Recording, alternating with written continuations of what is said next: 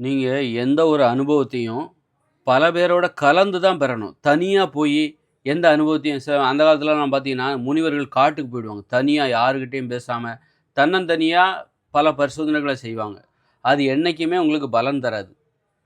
மனிதர்களோட கலந்து, பழகி, ஒரு குடும்பமா வாழ்ந்து, நீங்க ஒரு குடும்பமா வாழ்ந்து, நண்பர்களோடு பழகி, அதற்கு மத்தியில தான் எந்தவித பரிசோதனையும் நீங்க செய்யணும்.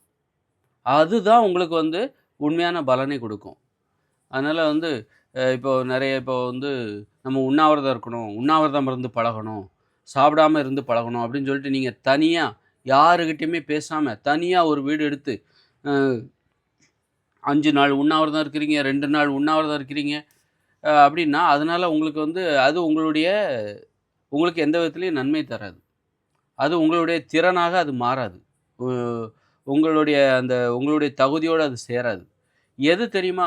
எப்படி தெரியுமா? நீங்க உண்ணாவிரதம் இருந்து பழகும்போது கூட, ஒரு குடும்பத்தோட வாழ்ந்து, அதற்கு இடையில அவர்களுக்கு மத்தியில் நீங்கள் உண்ணாவிரதம் இருந்து பழகணும். இவங்க சமைச்சு சமைச்சு வச்சுடுறாங்க. அத பார்க்கும்போது என்னால உண்ணாவிரதம் இருக்க முடியல. இதுக்கு தான் நான் தனியா போறேன். தனியா ஒரு வீடு எடுத்து நான் தனியா தங்குனேன்னா, எனக்கு இந்த மாரி டிஸ்டர்பன்ஸ் இருக்காது.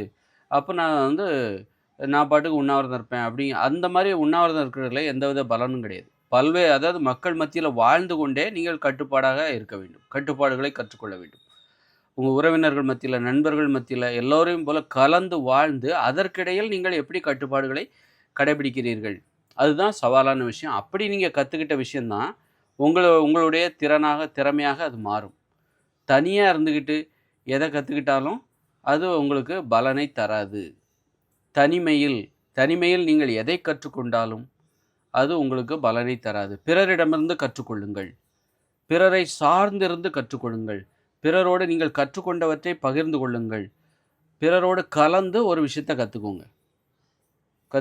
பிறர்ட்டருந்து கத்துக்கோங்க. பிறருக்கு கத்துக் கொடுங்க. பிறர் கலந்து வாழுங்க. இப்படி கத்துக்கிட்ட ஒரு விஷயம் தான், உங்களுக்கு அது ஒரு பலனை தருமே தவிர, நீங்க தனியா இருந்து, நீங்க என்ன பண்ணாலும் சரி, தனியா எல்லா உங்க ஒரு குடும்பம் ஏன்னா நான் தனியா தான் யாருமே எனக்கு பிடிக்கல.